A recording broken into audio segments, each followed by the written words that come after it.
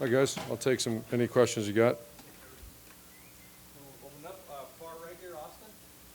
Urban, do you have a new starting quarterback? Cardale's going to start at quarterback for us. Is that just simply still a matter of on-field production, practice production? No, it's like any position. You gotta, if someone replaces you, they got to beat you out. And so that's the approach we're taking, and both ready to go.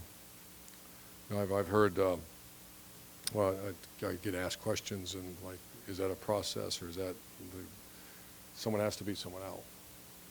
Until that happens, then you don't anoint people. You don't, let's give that guy a shot. When I hear that, I kind of say, of course, that person's never coached for a living or did something. Give them a shot. No, it's you have to earn things, and it's close. I mean, they're both working their tails off. Good week of practice, and receivers got quarterbacks are a product of those around them. I said that last year after every game that someone won Big Ten Player of the Week as a quarterback. It's because those kids are playing their tails off around them and coaching, and so we all have to do a better job.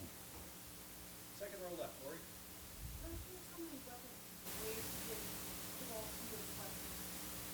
When you have analyzed play calling and what the statistics you said you were going to, you look at whether you have a playbook that will be fit for this time of year for guys to just go out there without thinking and practice just a few things as opposed to so many things that you're capable of doing? Very good. So should put you on our staff. That's good.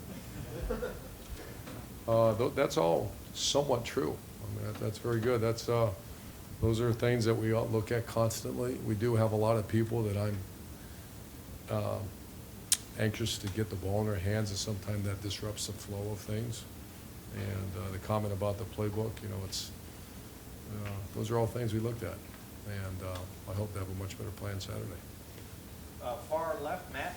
You've had different defenses than what you prepared for the last few weeks. What do you expect from Western Michigan? How do you prepare for? Well, we're preparing there's three main defenses that you face in college football. One's 4-3. That's a more traditional press quarters. This team is a 4-3 man-free team. The team that we played last week was a 4-3 quarters team, and they played all odd. A lot of pressures. And Virginia Tech was a bear team that played primarily bear, but they were a bear slant angle team we played down. So that's where Ed Warner and his troops. That's where it's all. The most important part is that's why that offensive line coach and offensive line are so critical. We've been fortunate the last 3.5 years to get it figured out very quickly. So we're preparing for the 4-3 man free, but we're never going to go into a game without a 3-down odd or a bear front, because they play a little bit of bear, and I'm sure they're going to play a little 3-4. So we have to execute against all of them. Far right, Clay. You alluded to a conversation you had with one of the quarterbacks Sunday. Was there a hard airing of grievances, or was it a need to get on the same page, or I'm still behind you? No, those are all pretty dramatic. It was two guys talking about what you need to. And I can't remember, to be honest with you, what I said or who would. I've had a lot of conversations since then, so I can't remember that one.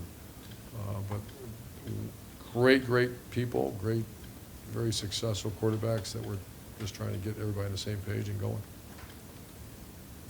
Front row, Bill. You were asked the other day the hunter versus hunted question. Is there a way to get that mentality back? What can you do? Of course there is, Bill. I mean, it's What have you done this week to make sure that you're not practiced really hard. And same thing we're going to do if we're not good in a certain phase. And probably be a little more aggressive in the way we go about our business. Front row right, Tim. Yeah, Urban, as he came down to Cardale, you evidently gave us the impression, at least, that you were sort of torn coming out of that game Saturday and over the weekend. What is it about Cardale more than anything else that tells you he's the guy? Oh, man. And is this a declaration that – go ahead, I'm sorry. He was the quarterback of the team when we finished the season last year. He was the quarterback of spring practice, the only healthy one. And he finished training camp as a starting quarterback. And at times he's played very good, other times he has not. To replace him, the other guy's got to pass him up, either out there or in games, and that hasn't happened. And he had a great game at Virginia Tech, or at least in my Good opinion. game. Good game, yeah. What did he tell you, just in passing, what's gone on with him the last 2 weeks? I know it's part of it was the plan, you know, and dealing with a defense you weren't expecting, things like that, but did he I don't want to make a express big deal about defense. That's part of, Yeah. people don't say, hey, we're going to play the same stuff all the time. Right. So I maybe said that in passing, and that's part of, that's that little room there, that's why you spend, that's why 50-year-old men spend 10 hours a day staring at a grease board. Yeah. Obviously not doing well enough this year. I kind of forget where I was going. Well, basically what I was asking was, what do you see in him that Oh, tells you he was just in a funk? and they were, you know, it's not him. Yeah, It's the offense right now is in a funk. So every time you say, it's like when the quarterback, you say, boy, what a great game by the quarterback. You say, no, it was a great game by the offense. When you're not getting protected, when you're not balanced and not controlling the line of scrimmage, when you're not perimeter blocking very good, the quarterback struggles. And last year we were much better at all those phases. The key to offensive football for us, and really for anybody, it's a good offense, is control the line of scrimmage, very good on the perimeter and blocking, and a very good play-action passing game. And that isn't Virginia Tech was pretty good. We controlled that line against a very good defense. And that the game, as that game went on, what happened? You're controlling the line of scrimmage, things start moving. And the big games last year, that's what happened. You control the line of scrimmage, and then you start moving the ball. And because football's a tough physical sport, it's a marathon, it's not a sprint. And so all this focus on that guy behind center, I get everybody's got to do a job, but that's not my focus. And that's not our focus. It's all together that we have to control the line of scrimmage, have very good perimeter blocking because we have athletes, and you have to have a devastating play-action passing game. That's when you start seeing #1 offenses in the country. but is it different now with Cardale being the starter? Is he now the guy, meaning?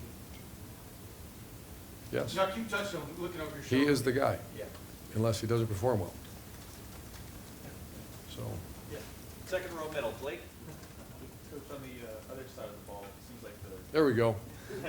seems Boy, like our the pass- secondary's playing outstanding. that's where I'm Punt going. team's good, Seems too. like that's sort of what you envisioned maybe. when Punt you team's brought, good, too. When you brought Chris P-U-N-T, Ash- punt team. When you brought Chris Ash here, it seems like this is sort of maybe what you Yeah, he's envisioned. great. That Yeah, we passing wanted to game. challenge every throw and be aggressive. That's what we're doing. I'm And sorry. How have you, but I'm curious, how have you seen him change and evolve as a coach since now? Coach Ash? Yes. I think he's a great coach. I don't know if he's changed. How's he changed our defense? And maybe has he changed philosophically in any way in his time here? Oh, he's great. We had an interview whenever I met with him. I can't remember. It seems like 7 years ago. And this is our vision that we had. We want to play press quarters. We want to challenge every throw and be systematic in the way we do it. And it's not just Chris. Luke has been fantastic. That whole room on the defensive staff has done a great job. And final questions, far left, Bill. Urban, what's the status of Paris Campbell, who was one of the depth charts? Yeah, he's got a knee bruise and a sprained ligament, but he's fine. So I would say next week is probable. He's not going to play this week. Any other injury besides Paris? I don't believe so. Mike Weber's not quite ready yet. And I think that's it. I think everybody's good to go. And is there a timetable on the suspension for game 11? No, the university's looking into something. I don't know much about it. So we'll let you know.